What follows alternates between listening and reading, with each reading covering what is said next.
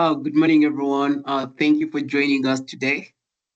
Uh, I know we had said we'd start at 10, but we are providing a few more minutes. I think 2 more minutes before we can commence to allow any participants who are joining to join the webinar as well. Thank you.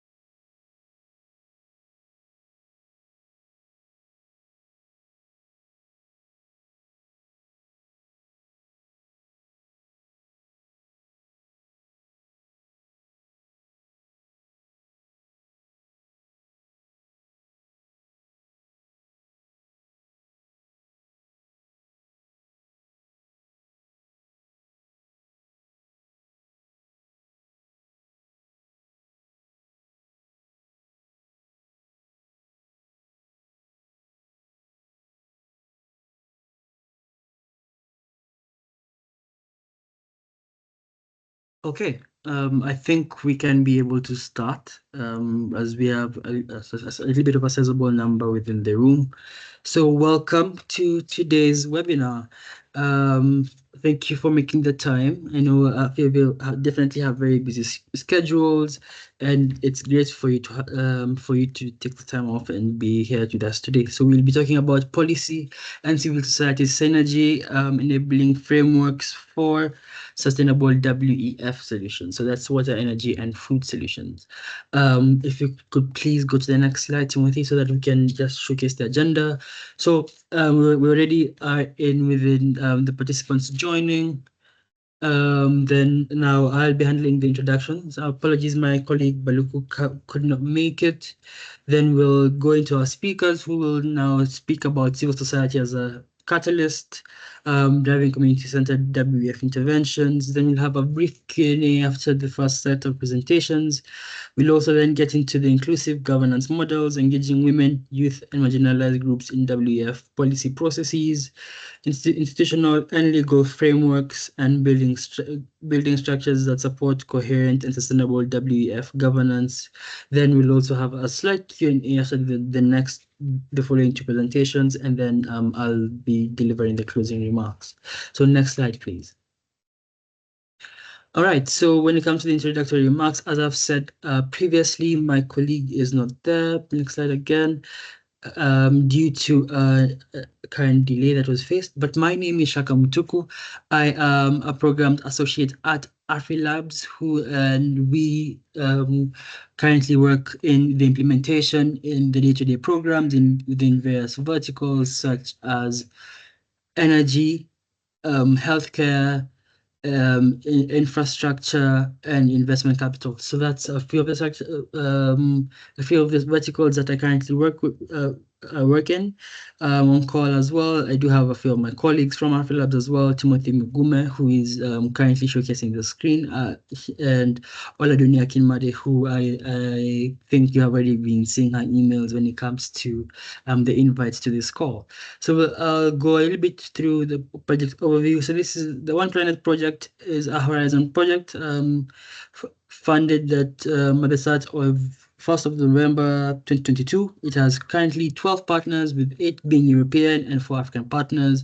The current African partners are ICRI, that's the ECOWAS Center for Renewable Energy and Energy Efficiency, Strathmore University, University of KwaZulu-Natal, and AfriLabs ourselves.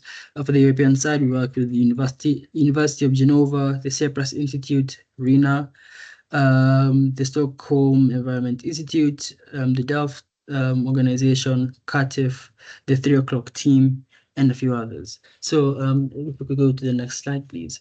So that's just a little bit of the consortium that we work with. The goal for this project is to empower African policymakers and research and academia, and investors and citizens with the necessary tools and know-how to increase clean energy generation and sustainable use of resources in Africa, while reducing inequalities and cultural socio-economic gaps. So instead of just focusing on how we can create something that's great for the environment, we are also focusing on how can this as well, how can we create something that will cover any gaps. If we're going to create a solution that needs $1 million, how do we create something that can also be 10 cents, so that we can be able to, capture any gaps that are being represented within the water, energy, and food space. So next slide, please. So our mission on this is to just go design it and test a toolkit, building upon existing WEF Nexus models and methodologies to allow simulate scenarios, optimizing existing resources with the most appropriate policies.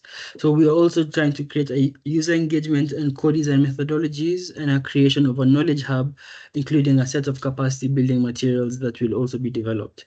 So One Planet itself just aims to become the toolkit supporting the decision makers in their day-to-day work. It's an open source tool, and the models that are being used to create will be made public as noted within open source tools, and will be used to make informed decisions considering social, economic, and environmental parameters. Next slide again. So for this, to design these toolkits, we are looking into a bit of case studies, and we are looking into a few areas in Africa. So within the West Africa, we are looking into Bani River within the Niger Basin. We're also looking at Malawi and Tanzania, where we have the Songwe River Basin. So that's just East Africa. And then for South Africa, we're also looking in Nkomanti Usuntu water management area.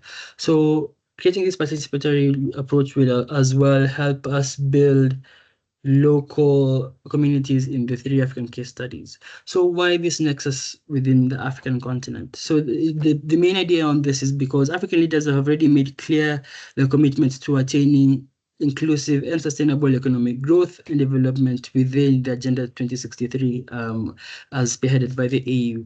So still necessary for us is to support them in the definition and the energy policy and the choices to provide them with scientific knowledge for de-risking investment in RES projects.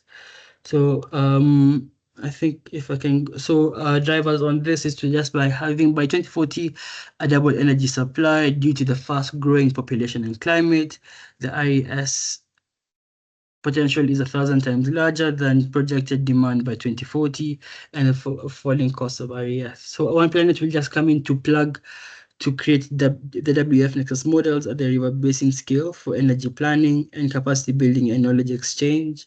And then, for the barriers on themselves, we also try to solve on the lack of contextualized energy planning, lack of an uptake nexus approach, and the lack of local communities engagement and awareness. We'll also tackle lack of easy to use tools for decision making and lack of suitable business and governance frameworks. So I think that's mainly it when it comes to the African nexus. So I think I'll also share my screens as we try to make an, okay, sorry. So who are our speakers for today? Within the policy and civil society energy, our first session will be led by Ikalang Angele. If we go back, Ikal, sorry, is an environmental and human rights activist from Turkana, northern Kenya. She is the founder and executive director of Friends of Lake Turkana, a grassroots organization championing social, economic, cultural, and environmental justice in the greater Lake Turkana basin. In recognition for her leadership against destructive projects in the Omo River and her advocacy for indigenous communities, she received the 2012 Goldman Environmental Prize. Ikal holds a Bachelor of Commerce from the University of Nairobi and a Master in Public Policy and Political Science from Stony Brook University. She's currently pursuing a PhD in Geography at the University of Leicester. So if Ikal could take it away for us so that we can get the first session rolling. Welcome, Ikal.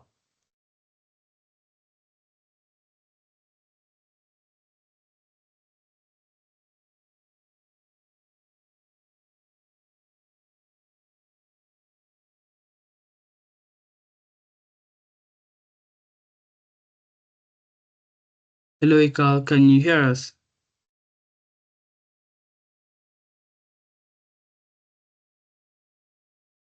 Kyle, I think if you are trying to communicate with us, you are, oh, okay. She just said she's struggling a little bit with the connection. So we'll give it a little bit of time so that we can be able to get her on.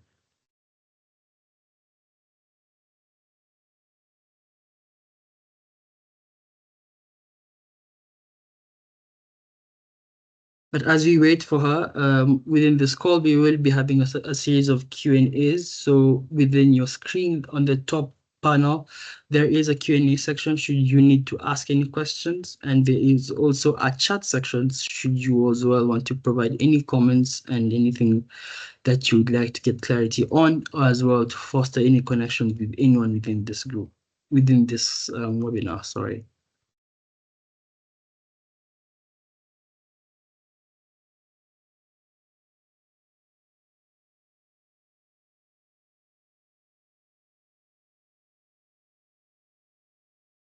Okay, I think as we wait for Ika to try and fix our connection, we can move on to the second session.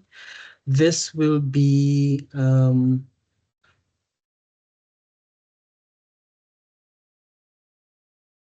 this will be civil society as a catalyst, driving community-centered WEF interventions. This is being held by Dr. Anderson Kebila, who is the program lead for energy and climate change and natural resources and ecosystems at the Stockholm Environmental Institute.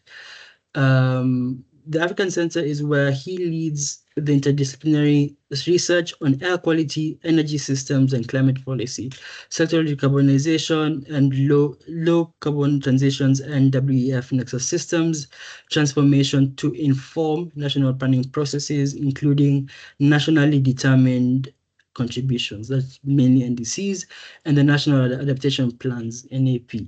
NAPs and medium and long-term plans. He has published over 40 peer-reviewed journal articles, book chapters, professional reports, perspectives, and discussion papers in these thematic areas. So if Dr. Anderson can be able to hear us, please take it away.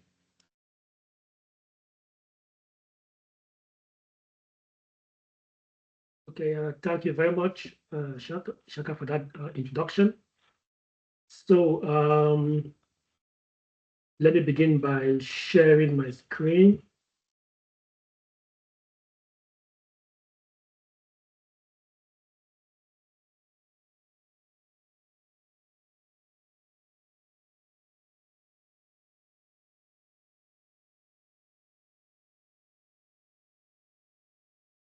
I hope you can see my screen. Yes, we can. Okay, let me look for the presentation.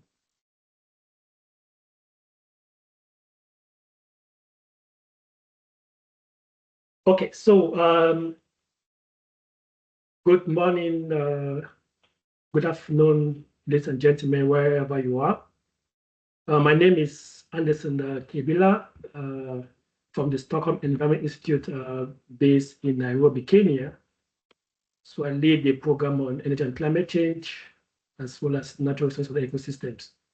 So today, based on the broad thematic area of this webinar, I will be presenting, a work that we just recently completed on the applying citizen science to the water energy food nexus to inform integrated resource planning in Kenya.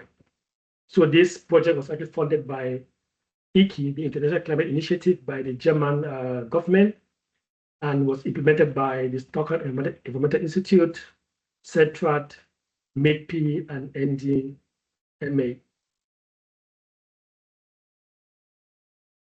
So as you can see on these maps, so Kenya, the maps actually show, the drought and flood risk profiles of Kenya, where you actually see that, the western part of Kenya that is currently wet is actually susceptible to drought due to the changing climate and other anthropogenic factors. While the whole, of Kenya, as you can see on the map on the right, is highly susceptible to flood risk. And, most of the time, there is this occurrence of drought and flood interchangeably within the same geographic regions in a year. And this has actually led to, crop failures, livestock death, severe food insecurity, malnutrition, mass displacement, and significant infrastructural damage. On another note, Kenya is a water scarce country with 80% of the land, being arid and semi-arid, except for the western part of Kenya, that's the Rift Valley and Lake Victoria. Water supply, is projected to exceed demand by 61 and 53% respectively in those two river basins. In contrast to the other regions that are arid and semi-arid, especially in the Athi and Tana, it is projected that by 2030, water demand will actually exceed supply by 181% and 5% respectively. With the Ewasungiro region, the water demand and supply in the Ewasungiro region, equaling supply.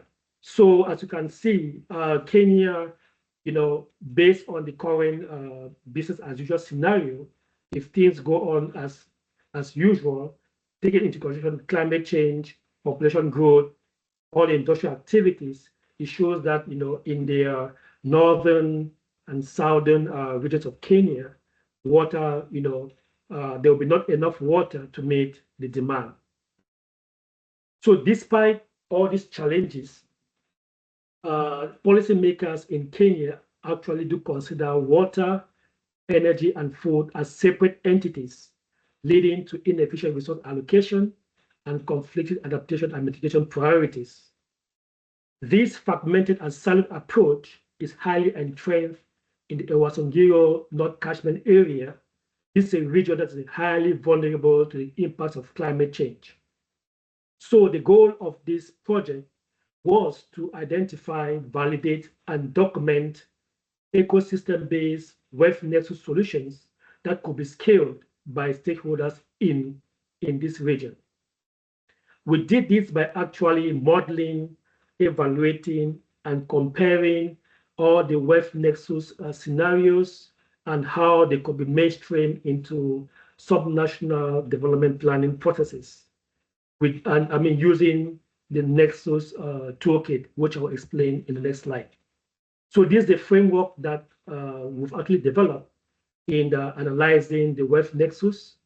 So we have the process-based models like Swing that does the hydrocarbon simulations, the impact software, modeling livestock scenarios, the reverb, base model that actually optimize renewable energy mixes. Then once we've done all the simulation from the process-based models, the output now becomes the input to the scenario tools, which are the WEP and the LEAP. So the WEP and the LEAP, does the modeling and then look at how, water, energy, and food could actually be optimized to meet, demand and supply in all the water catchments that we are actually considering. So that's just the technical aspect of it. In order to implement this successfully, we had to, also leverage what we currently, term citizen science.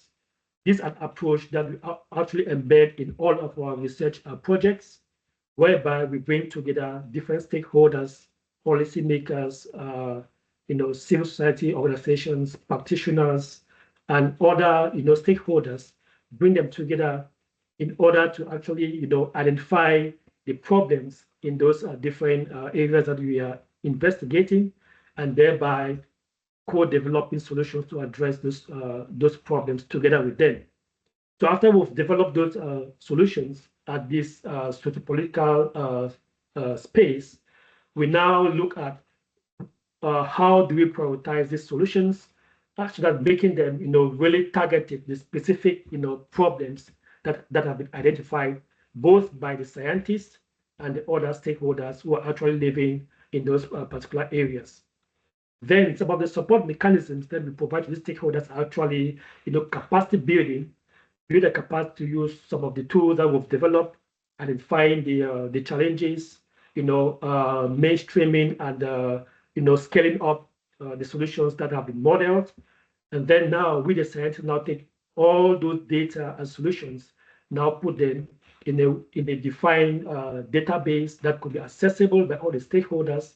And most often than not, we do develop like some online platform with the data innate to actually help the stakeholders to use those information to make informed decisions during and after the project.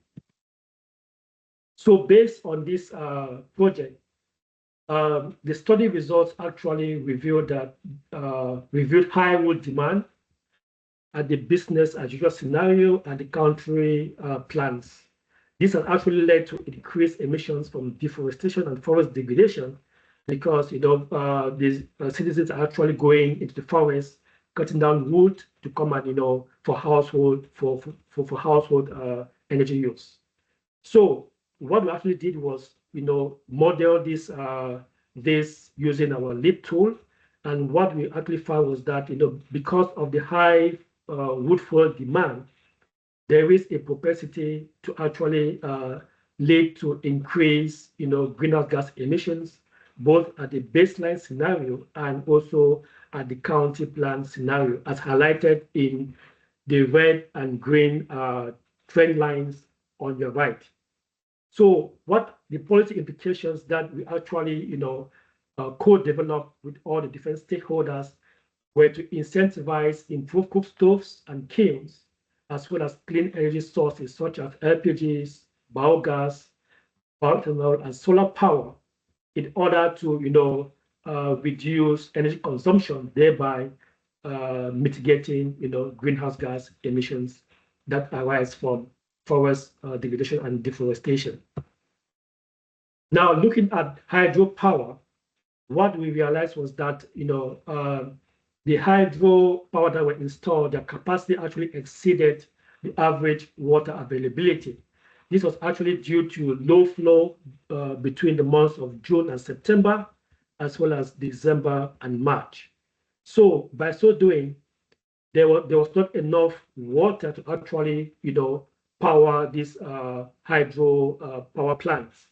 And this was actually due to decreasing discharge along the rivers because of high, upstream withdrawals, either, for use in order for agriculture or other industrial activities.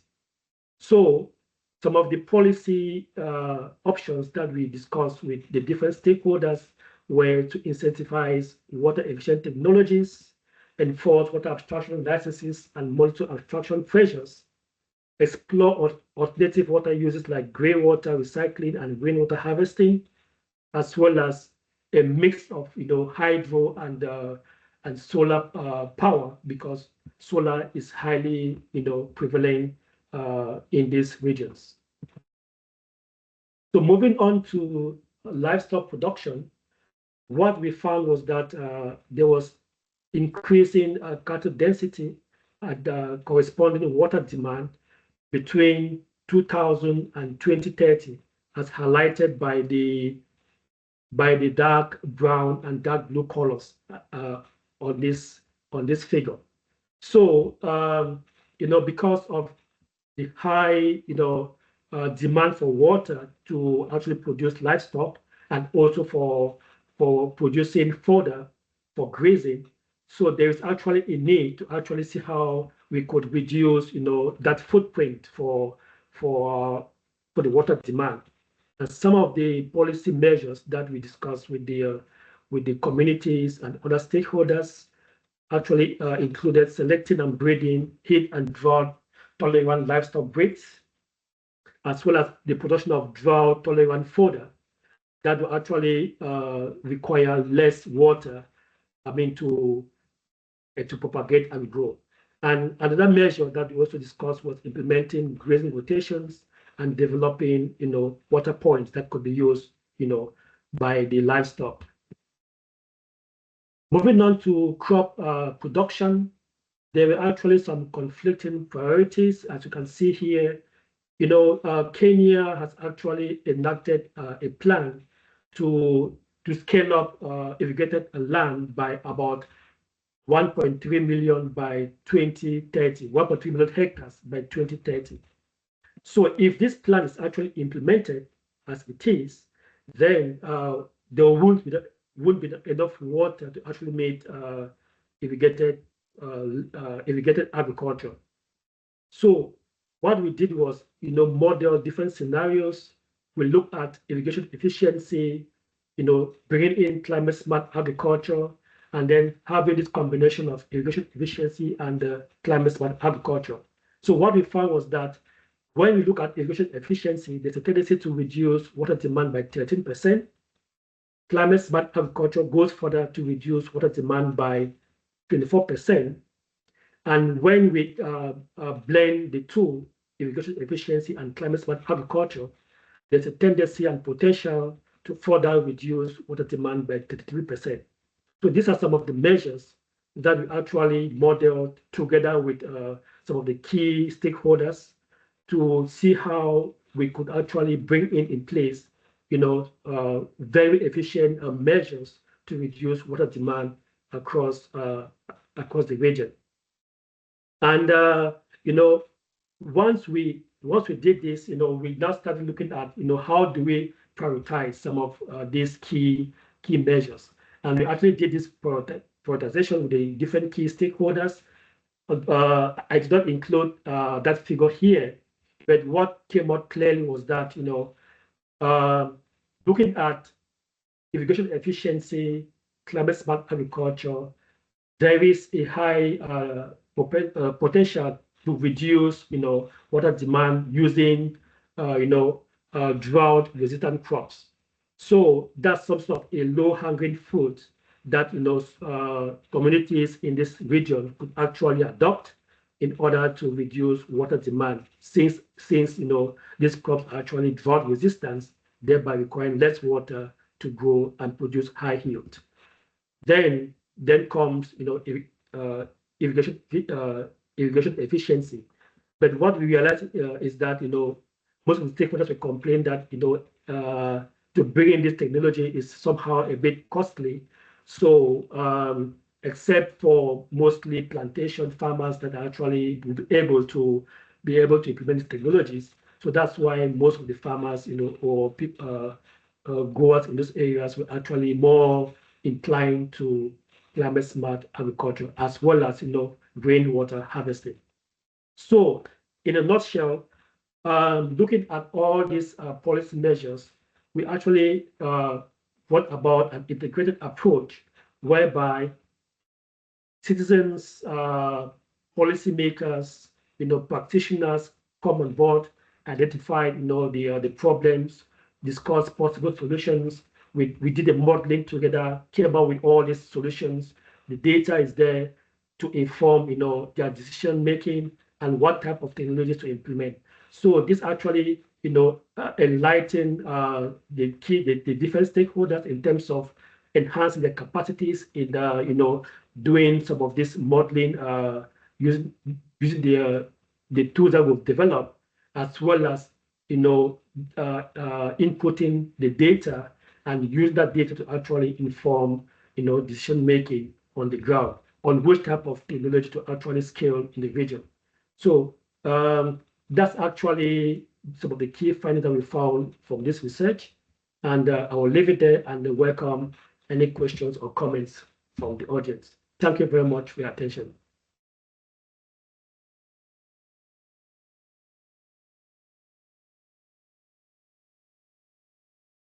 Okay, thank you so much, Dr. Anderson. Does anyone currently have any questions before we go into the next speaker? And I think if you can raise your hand, we can try and give you microphone access.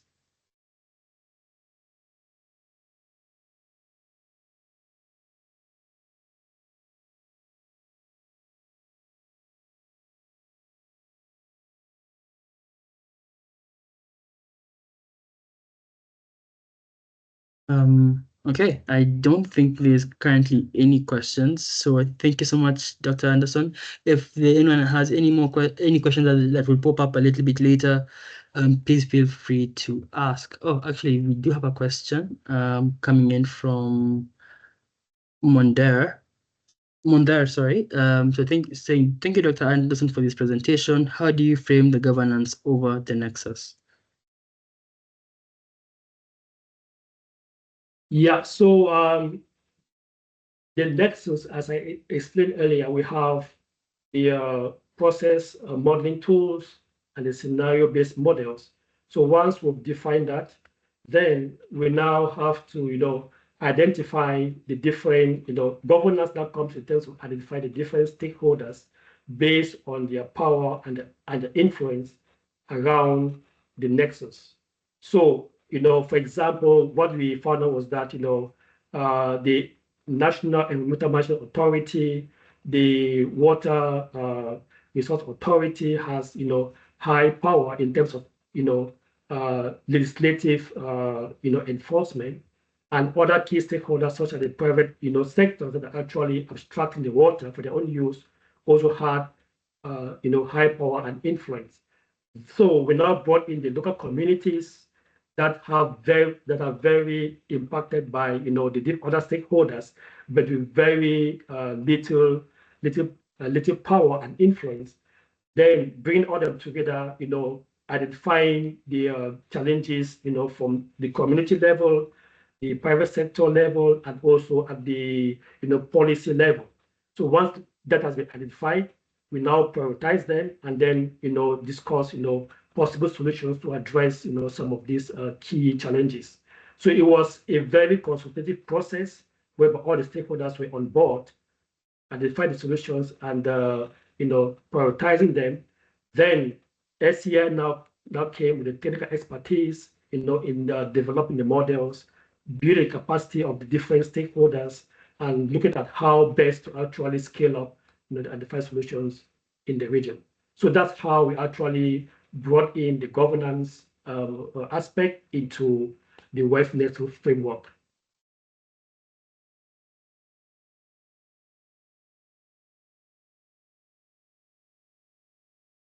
All right, thank you so much, Dr. Anderson.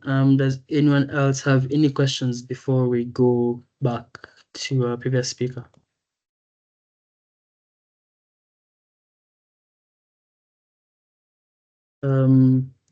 Okay, I think that should be it. Thank you so much again, Dr. Anderson. I think we can now move on to Ikal. Ikal, please let me know if you are able to hear us. Okay, perfect. Yeah, I'm in. I just can't be on video because I'm somewhere on the road somewhere. No worries. At Pintrocana. So thank you very much, and apologies for the connection issue. Yeah, after Dr. Anderson, I was listening to him in bits and pieces, and I kept saying, okay, why am I in this conversation? But I will try and represent in the best way I can. So my name is Ikal. I work with Friends of Lake Turkana up in northern Kenya. We are at the border of southern Sudan, southern Ethiopia, and western Uganda, northwestern Uganda, in Karamoja. And it's a very interesting conversation because this nexus, water is such a scarcity here. Energy, this becomes the spaces where energy generation is happening, be it in Ethiopia with the dam and with the wind farm in Lake Turkana. And then the food systems here are quite broken for the longest time. So when I saw the invite, I was like, okay, it's been a while since there was a time people were talking about this nexus for a long time, and then it sort of withered away and climate change became its own and everything else was left. So just to emphasize that, and why for us it's deeply interconnected and deeply political in its own way, because the community's ability to access service, access a livelihood really is dependent on their ability to access water. Our current migration systems in search of water and pasture into Uganda then itself becomes a securitized process. So just to give that context around, to give the realities, community realities of where we come from as pastoralists in this region, and not only as Turkana, but again, as I said, that nexus where we migrate into Ethiopia, migrate into South Sudan, and into Uganda. So at a time when sort of, as I said, communities' livelihoods are centered around access of land, water, and their livelihoods, it really has been critical to think around what does water food nexus mean for pastoral mobility in this context. So in a nutshell, what we've seen is a lot of and as Dr. Anderson was talking, I was thinking around how even from our own policy spaces, all these three things are handled differently. The Ministry of Water, Ministry of Energy, and Ministry of Agriculture. Yet for communities, even at the local level, at the decentralized county level, the budgeting, the decision-making, the policy process, all handle this particular issues very differently, leaving communities very confused, because then if I am a pastoralist, I'm thinking around, I need water for my animals, I need grazing, and what are the possible energy sources. So I think early this year there was this whole debate about animals and the dang, and there's been a discussion around cattle contributing to the climate crisis, and yet, what is the possibility of animals, cow dung producing energy? Yet all these discussions are held very differently. And in the process, we're seeing policies being made, very technical, of course, looking at efficiency-driven logics, but not looking at the places where this sort of policies, where they're being implemented, where they're being made for. So you find that, let's say, a dam is being set up in the Takwel Dam. It is generating energy to take out, but the communities don't have water. And what does that mean in this case for this area? Or, blocked out right now with the oil extraction, land is taken away, and in the process, that is an energy issue. But then, really negating the food production and food security issues for the same communities. So we're seeing how the policies imagine land and water as inputs, but not spaces of identities, survival, livelihoods. It's very extractive through and through all the policies. One of the things we are seeing, because again, this nexus is not happening in a vacuum, it is happening on people's lands and territories. And so in that, you don't see consultation, communities' real consultation. So by the time some sort of consultation is happening, the project's already planned. And so it is brought into communities, or, and so there's the tensions continue to, the contestations within communities continue to happen. But what, as I said earlier, the fragmented governance and institutional silos where, the different ministries are developing and drafting all these policies, with a very disconnection to local and customary institutions who already manage land. Let's take, for example, if you're doing something on the lake, there are beach management units, there are fisheries communities, and you find certain spaces within that water system are cordoned off to enable, projects being set up. And most times, communities' knowledge around, so you find, like, we've seen a lot of boreholes. I'm giving example of sort of like northern Kenya area.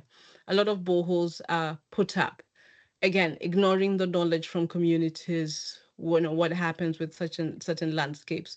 And years later, you find half of those boreholes are dried, they're not working, because where it was drilled during a rainy season, or even if it was good, it's not within the spaces where community groups are, maybe let's say pastoralists in this particular case, are migrating through. So you find a lot of sort of policies and investments put into, certain geographies that are not inclusive of the communities. And in that way, then, it creates its own animal because no one is using that water infrastructure. Yet at the same time, because of this cascade of perhaps water infrastructure, you find someone downstream is actually more, now the food system downstream is impacted, and there is no way that those communities are benefiting from the water, but they're also their food systems are destroyed downstream. So in many cases, you find that there's a policy failure, not just by omission but by design, because it's a fast track perhaps to finish the vote for the year. I learned this language more and more in the budget processes, where money is allocated, and if you don't spend your money, it means that those resources are either channeled away to other budget lines. And so we've noticed an increased, not quick, not good thought process around how policies are framed, that shape the budget allocation for the infrastructure setup, and in that way sort of fragmenting landscapes, because all this, especially as I said, water, energy, and food systems are all happening within a landscape, and how to make sure that that process of policy making, let's say if you're saying, making policies for northern Kenya or for a particular different landscape, that it's really well thought through, and a lot of the investments, but the policies and the investments actually meet the needs, and not just as a project, but really look at the fact that these policies are affecting lives and livelihoods, and that people are living within those spaces that a lot of this infrastructure has. As even if you look at the crop production that Dr. Anderson was talking about, we've seen an increase of let's irrigate the drylands, yes, but then because of that, there's just so much pumping into these drylands, in many cases removing the pasture that we use, replacing it, and so you find new things come out. So you're no longer, in some cases we've seen where crops have been grown, and then you find that because of that, then the kinds of original natural regeneration pasture after a while can no longer grow, and we're getting other new kinds of grasses that perhaps are not, they don't do very well with the sort of environment that we have. So there's just a quick rush, which is yes, it is solutions oriented, but it is quick fixes. And so it's a very technical fix that doesn't take time to understand, to have some anthropological knowledge that shapes some of this. So I think one of the things within the water energy, and because it is an issue that's been going on for decades now, and now just easily slumped as climate change. Yes, it's climate change, but then some of the policies that are being used, are being put in place to address the climate crisis, are actually exacerbating it in the long run. And I think it's time to to open up the debate, allow more conversations, but also look at some of the indigenous and traditional knowledge that has shaped and has guided a lot of these landscapes where the same water and energy is being, water is being abstracted from, or policies around water are being set up, energy is being generated, and in many cases, fragmenting or dismantling the existing food systems. They may have been weak, but I think now the food systems have gotten worse based on some of these approaches. Thanks, Timothy.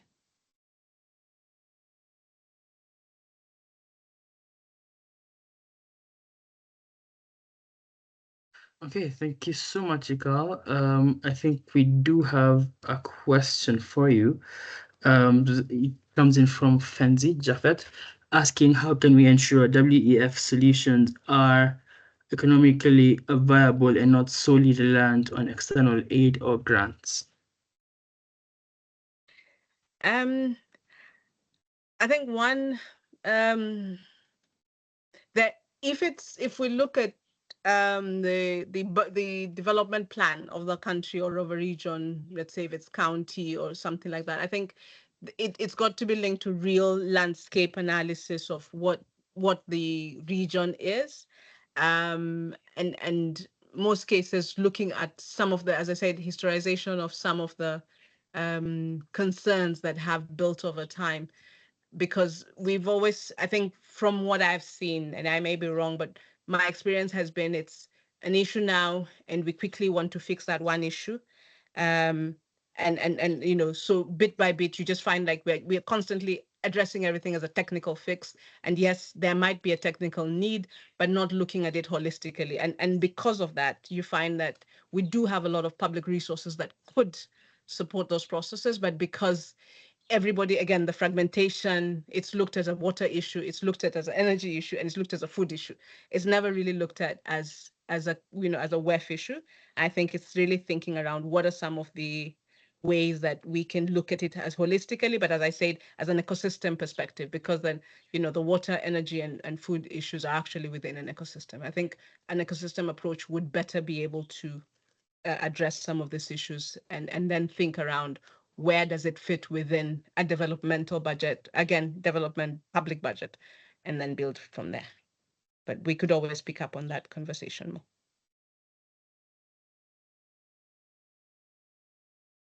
All right, thank you. I hope, Franzi, your question has been answered.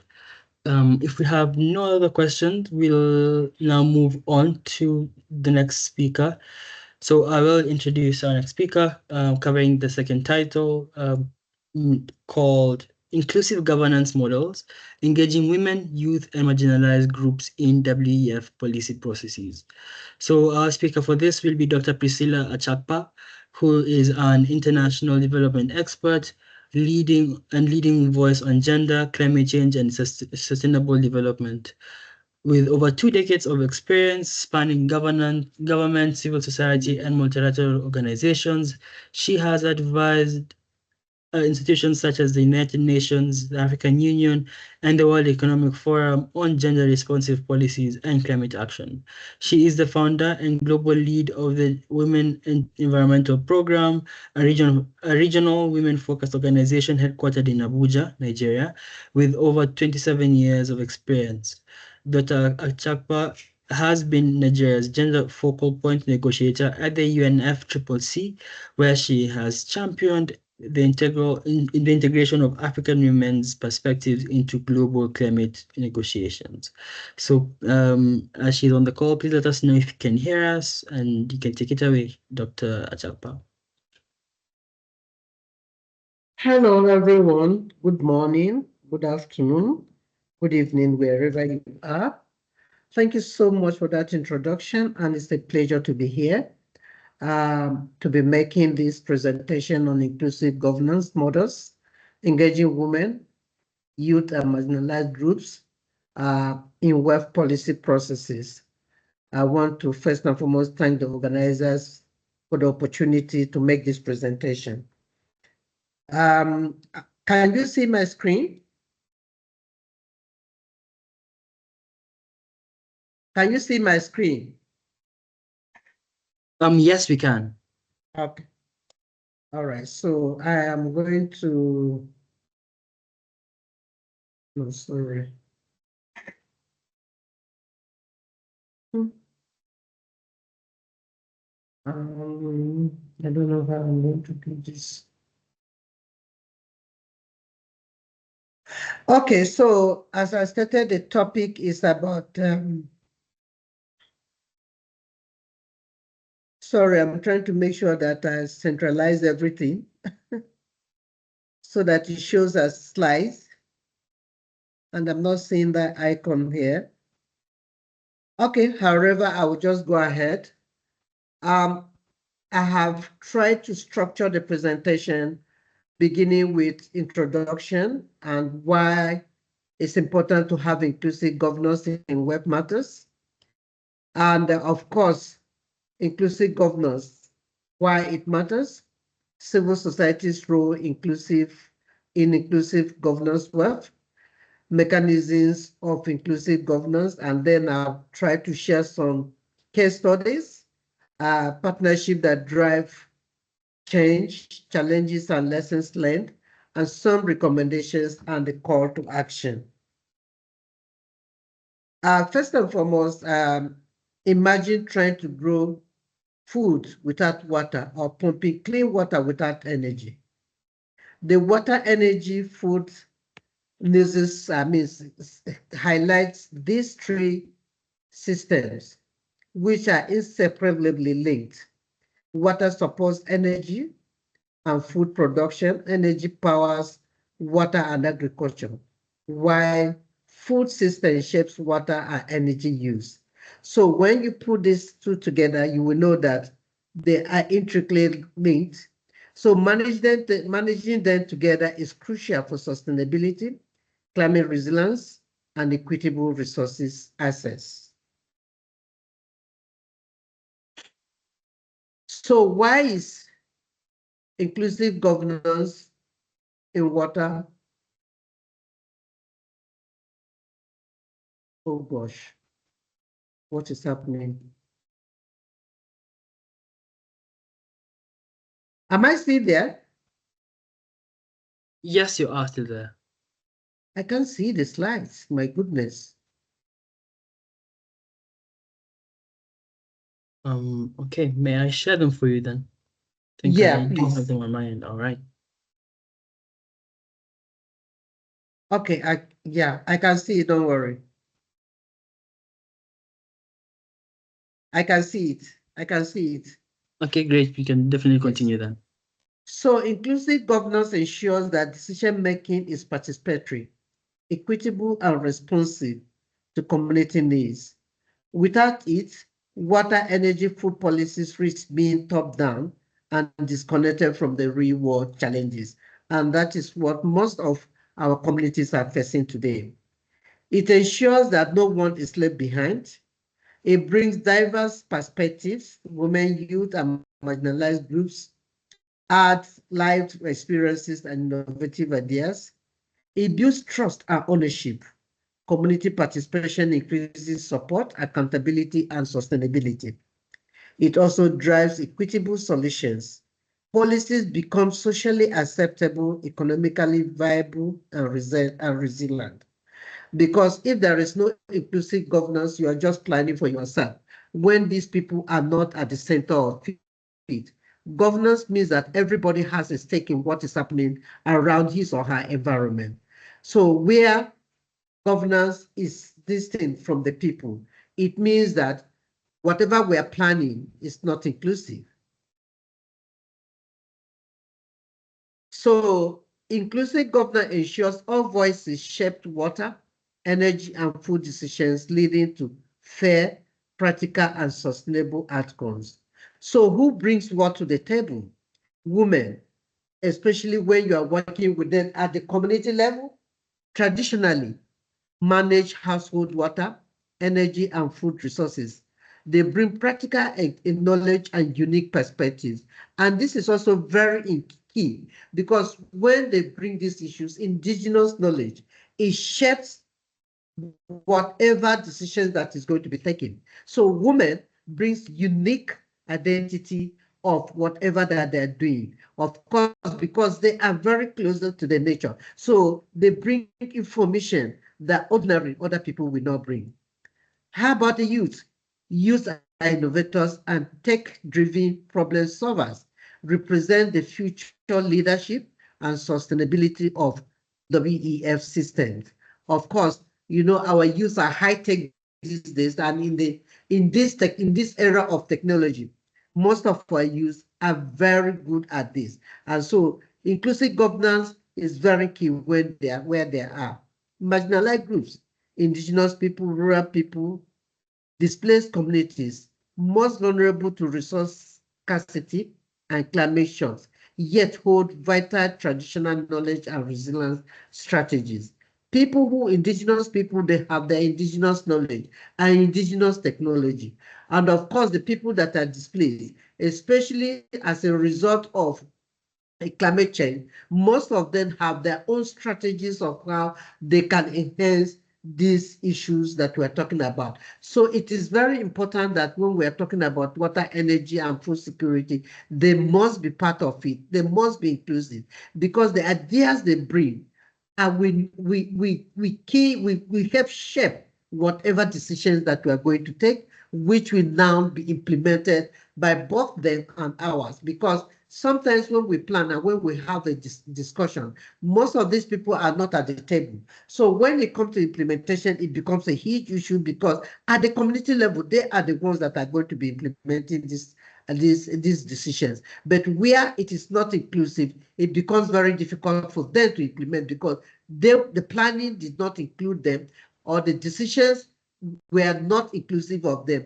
The ideas were not harvested on how this can be done. What is the role of the civil society? Ours, we are a civil society organization. Women Environmental Program is a civil society organization, and we act as intermediaries between policymakers and communities. We also translate local knowledge into policy language that governments and donors can act upon. We also try to create that safe spaces for participation, especially community dialogues, town halls, participatory mapping.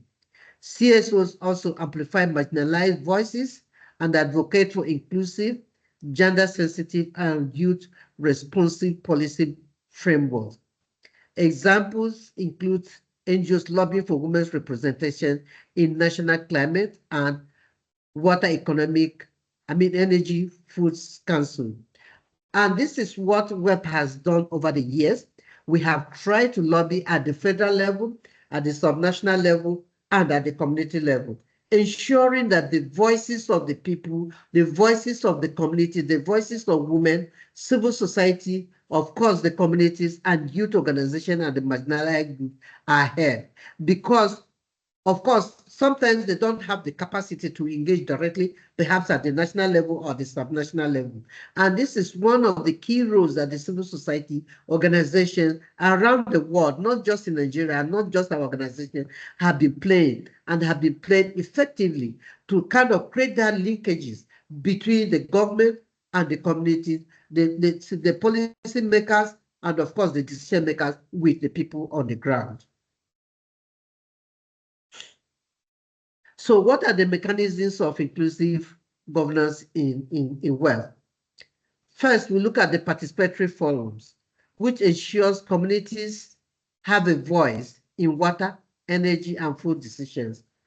For example, state-level dialogues facilitated by CSOs, gender-responsive planning, youth innovation hubs, traditional knowledge integration, community monitoring system, such as citizen scorecards, which keep projects accountable and ensures that policies translate into results on the ground.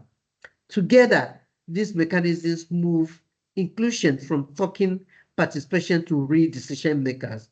Decision-making power. Because if we are talking about inclusive participation, and the people are not, like I said before, the people are not at the table to negotiate, to say this is how it affects us. He who feels it knows it. And therefore, we know that this is how we're going to address these issues. The indigenous knowledge, the traditional knowledge is very key to this inclusive governance, especially the women's voices and the youth when it comes to the issues of water, energy. We cannot overemphasize the issues of participatory platform, but also the issues of gender responsive planning. Case studies. Over the years, women environmental programs have worked assiduously to make sure that we are not just champion when it comes to the gender issues. We are not just advocating, but we also engage constructively to make sure that there are some changes. In this regard, WEF collaborated with the Federal Ministry of Environment and partners to develop the first ever national action plan on gender and climate change in Nigeria, but also in Africa. And when this national action plan was developed, Nigeria was one of the first before we had some other African countries who have developed. And now Nigeria is being seen as a kind of case study, as a kind of reference point when it comes to the issues of national action plan. Community-driven knowledge rooted in inclusive consultation. The plan integrates local knowledge, experiences of women, youth, and marginalized groups, and community prioritizes into national policy frameworks. Water energy focus. The National Action Plan on Gender and Climate Change prioritizes gender-responsive strategies across key sectors, which directly link to the water, energy, and food needs. This includes food, agriculture, and food security, promoting climate-smart farming and women's access to resources, water and sanitation, ensuring sustainable water management for households and farming, energy and transportation, advancing women's access to clean, renewable energy solutions, and what has been the impact? It has elevated women as leaders in climate action and the WEF Nexus. It has strengthened climate resilience, food security, and sustainable resources management. And that must make haste to say that it has brought even the women groups at the community level and the subnational level closer to government, because a lot of when this was developed, most of the subnational level have taken up this and have started implementing it at the subnational level. And some of the subnational level in Nigeria even have their own national action plan on gender and climate change. And we're working with government as well to make sure that it is not just about having this national action plan, but the dissemination of it to the grassroots and to the subnational level is very important. Case number 2, we have about what we call aquaponic farms. WEF Nigeria has established aquaponic farms as innovative, community-driven models that integrate fish production, that is aquaculture, and vegetable cultivation, hydroponics, to promote sustainable farming practices. These model farms play a critical role in enhancing the water energy food needs in communities, particularly benefiting women through income generation, nutrition, and environmental sustainability. Innovative integration. It combines fish farming with vegetable cultivation in a closed-loop water efficient system. It established women for women groups in Kaduna, Benue, Nasarawa, with training in climate-smart agriculture. Resource efficiency. It uses up to 90% less water, solar-powered, multiple-year harvest on limited land. That is to say that even when it's during dry season, these women are able to continue with the aquaponic and hydroponic farms, which will be able to establish in these 3 states. And we are going on to implement it also in Jigawa and of course in Katsina State, because we are seeing that this is a viable venture for organization, especially for the community women. Economic and nutritional gains. It increases household income up to 10 times higher yields and access to protein-rich fish and vegetables. Sustainability and resilience. Low carbon, pesticide-free, promotes natural pest control and nutrient recycling. Capacity building, continuous training women's leadership and community replication for wider adaptation. And let me just say that these aquaponic farms, we have a lot of our women and youth have now replicated it on their own, and they are making so much money. Just last two months or 3 months, one of our beneficiaries told us that she has sold her fish at the rate of 300,000+, and this is it's ongoing, and the market is expanding. And so she is now using what we have taught her to now also teach others who are now trying to replicate it. Irrigation farming, that is case number 3. In the context, farmers in communities in Katsina face erratic rainfall and low productivity. In fact, as we speak now, the rainfall in Katsina State, northern part of Nigeria, of course, has stopped. So they have shortfall rain. It starts from June, highest, and end by July. So as we speak now, we don't have any rainfall in Katsina again. So what is the solution that WEF has brought? WEF has installed solar power borehole pumps with drip irrigation systems to support farms. Sustainable, in terms of water, there is sustainable groundwater use. Year-round irrigation improves resilience against drought. Energy, affordable solar energy replaces diesel, cutting costs and emissions. Food, it has boosted crop yields, vegetables and grains, enhanced food supply, and increased income for rural farmers. So what are the benefits? It demonstrates how clean energy plus water efficiency plus agriculture can advance climate resilience, food security for farmers, especially women, youth, and persons with disabilities empowerment. Case number 4, WEF solar dryers. WEF introduced solar dryers as a modern adaptation of traditional food preservation techniques, transforming local knowledge into a scalable climate-smart solution for communities. Food security and nutrition. Solar dryers extend the shelf life of perishable crops, vegetables, fruits, fish. Women farmers reduce post-harvest losses, ensuring year-round food availability. Improve food quality and safety by reducing contamination compared to open-air drying. renewable energy for livelihoods, powered by solar energy.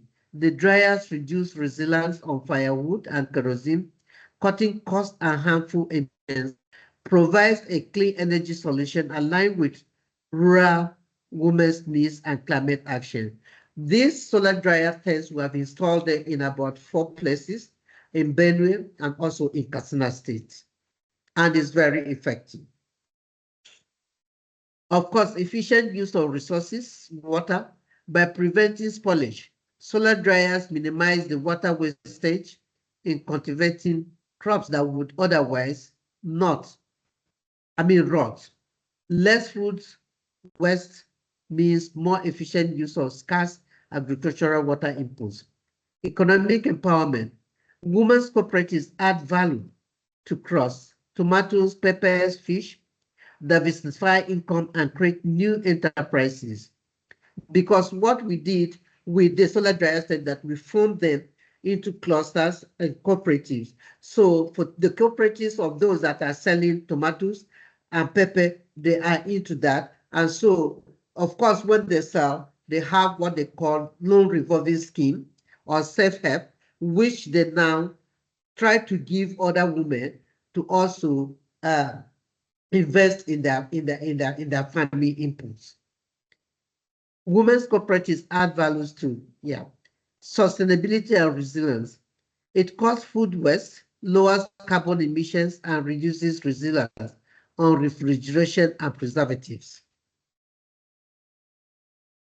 Partnership that drive change. Government plus CSOs. Government provides policy frameworks while CSOs ensures inclusivity and grassroots legitimacy. Academia plus industry. Researchers generate knowledge. Private sector provides technological and financial resources for scale. Communities and investors. Community-based organizations work with development partners and social impact investors to finance WEF projects. So partnerships are effective when actors' strengths are recognized and aligned with community needs. When we go into partnership, we want to know what are your strengths and what are your weaknesses and what are our own strengths. And we try to harmonize these strengths, noting that what the strengths of others might not be the strength or might be the weakness of others. So in that regard, we are building synergies and we're bringing our strengths together and our weaknesses to be able to work in partnership to deliver on what we want to deliver. What are the challenges? Policy silos, water, energy, and agriculture, often planned separately, which undermines the WEF Nexus. Tokenistic participation. Women and youth are sometimes included symbolically without re-influence. Because the project has stated that we have to bring in women. So we just go out and pick women, whether they understand the issues or not, but because we have to fill that quota, we have to say that we have, we have mainstream gender in the project. So we just bring in women from wherever we want for them to serve as a symbol that, yes, after all, women are part of it. Capacity gaps. CSOs and marginalized groups may lack resources and technical knowledge to engage policy makers effectively. And this is one of the key issues. Funds has been a huge issue when it comes to the engagement and even innovative approaches and implementation of some of the good ideas that the CSOs have or even communities. So what are the lessons learned? Multi-stakeholder dialogue must be continuous. It shouldn't be a one-off thing, and it must be engaging. Empowerment requires capacity building and funding support for communities. We know that funding has been shrinking, and especially for grassroots women organizations, it has been most difficult because for them to get funding to implement these innovative approaches, it has been a hurricane task. And this is an issue that needs to be looked into. Policies succeed when communities co-own solutions. We don't want top-down solutions. We want solutions that are co-owned by the communities, because if they are co-owned by these communities, they will manage it and there will be sustainability even after that. But policies or programs or projects that are kind of dropped down, at the end of the day, you discover that there is no sustainability and there is no ownership. And of course, they are being destroyed because nobody takes ownership of this. And the community will say that we were not involved right from the beginning.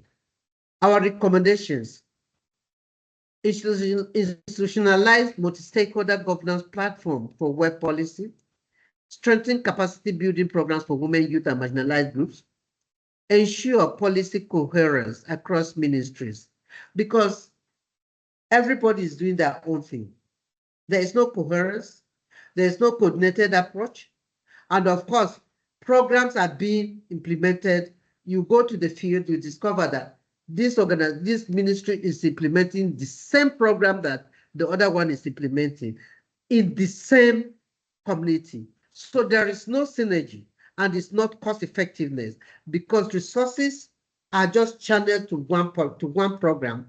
Whereas if there is that coordinated approach, they will be able to diversify and say, okay, if you are working here, let me work in that place, because there's so much to be done, and not to put all eggs in one basket. Establish community-driven monitoring mechanisms with feedback loops to policymakers. It's important to have a report backs where the communities will be able to tell the policymakers, the decision makers, that what you are doing is not right. And the decision makers should be able to take it in good faith, because that will help them on how they can plan but also implement. Promote long-term partnership between governments, civil societies, academia, and the private sector. This is a very key thing. And let me just digress a lot on the academia. The academia do a lot of research, but most of the research end up only in their own offices, in their own institutions. It's not shared with the civil society. The outcomes or the results or the findings of how this research can be implemented on the ground, it is not there. Of course, there's also no feedback to the communities where this information, where this data is being collected, so that they will know that this is what is happening in their communities. And in terms of planning, what can they do to address these issues? This is not happening. And I think that the academia needs to step up when it comes to this issue. And the private sector, yes, we know that the private sector is all about interest. It's all about making, how do I put it? It's all about interest. But then we need to see how the private sector can also partner with the civil society in ensuring that they deliver on their ground. We know that all they want to do is to make profit, but this profit, there should be what we call CRS, which is very important. Encourage flexible funding models that prioritize community ownership and sustainability. We are talking about, if there is a call for proposal, please let us simplify this call for proposal so that the community groups, the community organizations will be able to pick up and say, this is something that I can do, not making it complex that they are unable to apply for these grants. Conclusion and call to action. Inclusive governance makes WEF systems equitable, resilient, and sustainable. CSOs are critical bridge between grassroots realities and high-level policy. Women, youth, and marginalized groups are not just beneficiaries, they are leaders and innovators in WEF solutions. We call policymakers, call to action, policymakers, CSOs, and partners must center marginalized policies in governance processes to ensure a sustainable WEF future. I thank you very much for listening, and I'm on standby for any questions that might come from here. Oh, thank you. Thank you so much, Dr. Chakwa. I think noting that we are a little bit running over time, we will have to hold the questions at the end so that we can allow the next presenter to go. We only have 7 minutes left. So I will be very quickly introducing our last speaker, that is Kevin Mooley. He'll be holding a session called The Institutional and Legal Frameworks, Building Structures that Support Coherent and Sustainable WEF Nexus Governance. So Kevin serves as the founder and CEO of the African Network for Climate Action with the extensive expertise in natural resource management, landscape restoration, agriculture, wetlands conservation, wildlife management, GIS, and remote sensing, data analysis, and peace and conflict resolution. Kevin is deeply involved in international climate biodiversity governance, actively engaging with UNFCCC, the Convention of Biological Diversity, and the Convention on Trade, International Trade and Endangered Species with Wild Fauna and Flora. He has contributed to the National Determined Contributions NDCs by advocating for the integration of nature-based solutions, indigenous knowledge, and community-driven adaptation strategies in national and international climate policies. His work includes collaborating with government agencies, international organizations, and civil society to strengthen policy frameworks for biodiversity conservation, climate resilience, and sustainable development. So if Kelvin can hear us, please take it away. Sorry if the time's short. I think we'll have to skip a little bit of the presentation. Please, okay, don't worry. Yeah. No. Yeah, thank you. Thank you, Shaka, for the introduction. I am actually going to make it brief because the previous speakers have really done a good job, and just to avoid the repetance, I'll just keep it brief. Yeah, as we look at these, the institutional and legal frameworks, one key thing we need to put into mind is the building of structures that really support the coherent and also sustainable water and energy, and also the full nexus governance. Funny thing is that we live, the funny thing is actually we live in, I always say we live in a world of abundance and scarcity at the same time. And the water, energy, and food nexus is actually one thing that is at the heart of the sustainable development.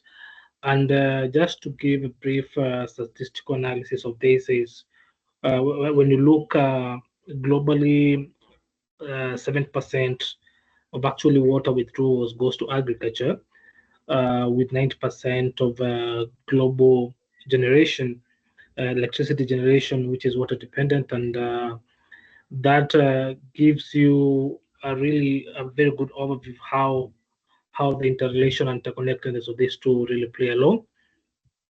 But despite that, we've seen a very big challenge because it's, for instance, estimated by 2030, there could be a 40% fall in water supply. And this is because of factors to do with the climate change, and also you see the everyday increase in human population, which really puts a lot of immense pressure to demand. But now, as we look at the aspect of institutional legal frameworks, we cannot really forego the aspect of the silos of governance, because that has been the big issue.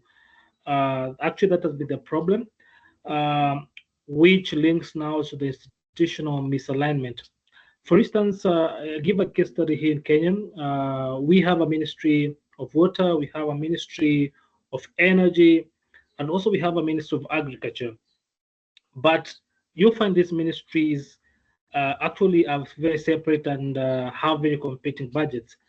And these policies are siloed, where these ministries rarely coordinate. And given the different planning cycles and of these different ministries, you'll find that the legislation and the institutional framework aspect does not account for the cross-sectional impacts of water, of this water, energy, and food nexus. And therefore, civil societies are also often excluded from the formal policy processes. yet they hold a very critical local solution by acting as an interlink.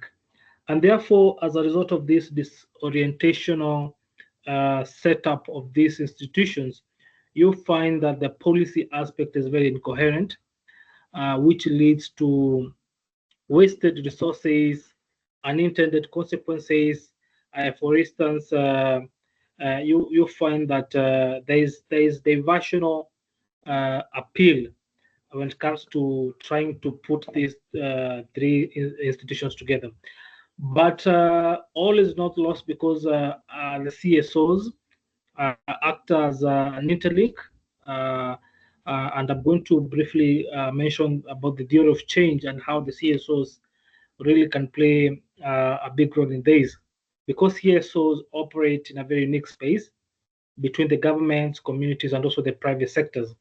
And in this context of institutionalization, they act as a link of upward influence, basically translating the community data and also the needs into policy recommendations, because they're the voices of the marginalized. And then they also play a very critical role of downward accountability by demystifying the policies and ensuring communities can claim their rights. Remember, some of these policies and institutional frameworks are very complex, and the grassroots communities cannot be able to comprehend or rather understand the diversity and complexity of these policies. So the CSOs play the downward accountability aspect, trying to trickle down the knowledge to the grassroots. And then also they have a role to enhance horizontal collaboration, basically fostering partnership between different sectors and actors. And if you look at for instance, Kenya, when it comes to statistical data, you find that there's a very big gap between these three institutions, or rather these three ministries. But now, what needs to be done is being able to influence, having proper mechanisms of influence by co-creating evidence-based advocacy that is turning community data into policy, and being able to use such avenues to speak up and showcase their influence. There's also need to have a multi-stakeholder platforms that covers actors who would not normally meet. For instance, actors that don't meet all the required requirements. Also, there's need to pilot projects and demonstration to be able to prove the nexus on the ground, to de-risk investment, and also show policymakers what is actually possible. And then the aspect of legal empowerment, basically being able to support communities to understand the land use, existing laws to secure their rights. And that is very critical, because you find it's very critical in terms of community empowerment and knowledge sharing. And there's need for building a very enabling frameworks together, having the three-dimensional aspect of the food, energy, and water being intertwined, and being able to provide a platform and a platform for integration, not only in the policy making aspect, but also the community integration. Now, what's the call for action for this framework integration? There's need for governments and policymakers to mandate Nexus impact assessments. And this calls for all new policies and also major projects, especially in the water, energy, and food, to be able to have an impact assessment, to be able to show how does the three key areas interrelate. There's also need to actually create a permanent multi-stakeholder platform, both at the national level and also community level, and this to provide a very a synergized approach, because most of the time the policies are made and implemented at the national level without the involvement or rather the support of the local or grassroots communities and people. And so there's need to create that multi-stakeholder aspect to be able to ensure that all stakeholders are involved in the processes and ensure a smooth implementation. And then there's need to co-develop legislation with CSOs and also communities to ensure it is actually practical and equitable. And as we have this discussion about policies, it's also very good to include the donors and also the finance institutions or rather personnel, because we want to push moving from siloed funding to nexus funding. And this calls for fund integrated WEF projects, and not just water or energy or food projects, because we find the three areas are very interconnected. You cannot talk about food without talking about water. And when you have this integrated kind of projects, then you are able to, like kill three birds with one stone by basically being able to move from that siloed funding approach where you only fund the water sector without considering the food sector or rather the energy sector. And then there's also need to provide flexible and long-term co-funding. We find so many projects do 1, 2, 3 funding, but we want to call upon having a long-term funding models that will yield to better impacts. Remember, we want to have a very impactful nexus all along, and this will also be able to build the capacity of the CSOs to be able to endure the nexus institution and also provide project implementers. Now, as I conclude, it's always very good to be able to put into action, or rather into perspective, the aspect of future.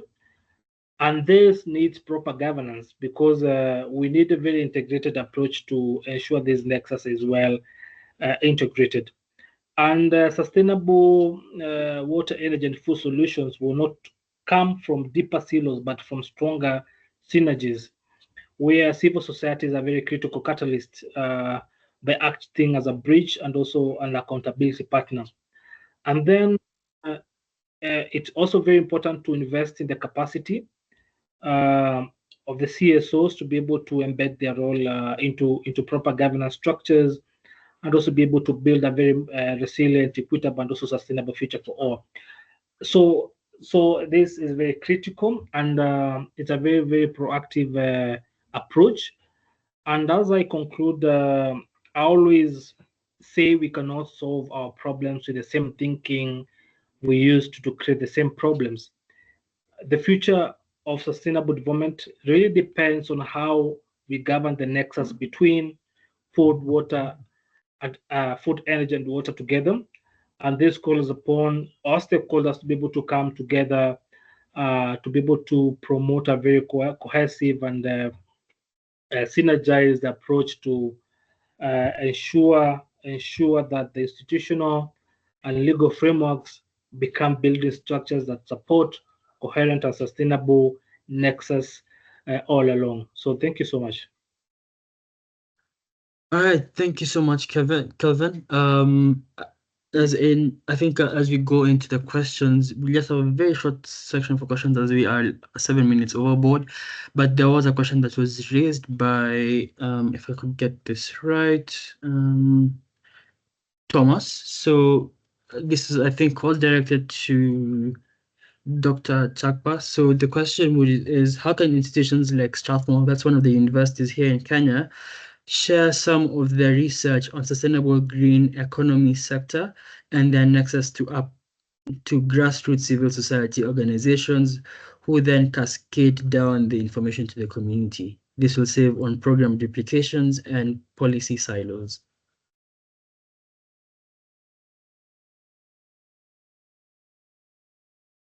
The question once again. Okay, so the question is, how can institutions like Strathmore University, that's a university based in Kenya, share some of their research on sustainable green economy sector and then nexus to grassroots civil society organizations who then cascade down the information to the community? Okay. Thank you very much for that question, which is very key. First and foremost, you collected the data from the communities, if that is correct. Because when you are carrying out a research, how did you carry out your research? Where did you carry out the research? What was the finding? Who were involved? So when you get those people that are involved in the communities, it is very important that you get back to that community and share the findings. When you share the findings with them, you give them options of what they can do with the findings, and the options, you ask them to prioritize it, and you help them to implement it. And like I said, most of the times, what the universities do is that they go to the communities, they collect, they carry out this research, but there is no feedback mechanism to the community. So the entry point of your research is very important. How did you first and foremost carry out the research? Is it participatory, or how did you do it? That will inform your entry point on how you can share your research findings with the communities. So in the case where you are asking this question, I don't know in the what context and how the research was carried out, but it's very important that you understand the community in which you are operating, where the information has been gathered, and what are the solutions and how you can share with them. But the first entry point is understanding the environment in which this research is being carried out. Who are the key stakeholders? Were they engaged right from the beginning? And if they were engaged right from the beginning, what was their own contribution? And if they had any contribution, at the end of it all, did you share those contributions with them and ask them what you think that they themselves can do? These are the kind of community approaches that we use in our own. So I think, but to answer your question, the civil society are also there. In case you cannot get directly to the communities, you can share these findings with the civil society organizations that are doing similar things in the communities, and they will be able to disseminate this information there. And even from the dissemination of information, they might be able to find solutions or how they can address the findings of your research in those communities. Over. I don't know if I've answered your question. Yeah, I think it should have answered Thomas's question. He can add it on the chat should that be answered. Does anyone have any last questions just before we close? Ice cream.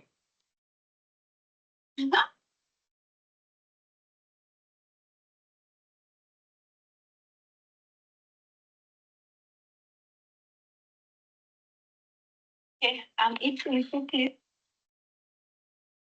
Okay, so if there isn't any other question, I'd like to thank you, each and every one of you, for being here within the call, and thank you for taking the time off your busy days to just have a talk about, or have, at least get insight about policy and civil society synergy, enabling frameworks for sustainable WEF solutions.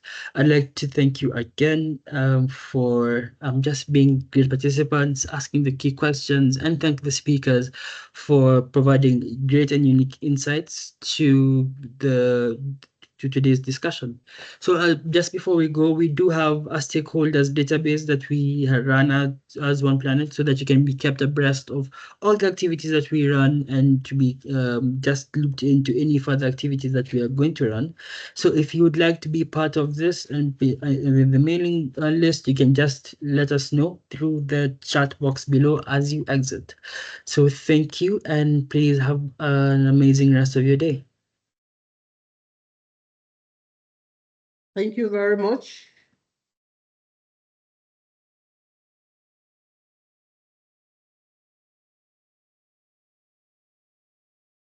And bye-bye, everyone.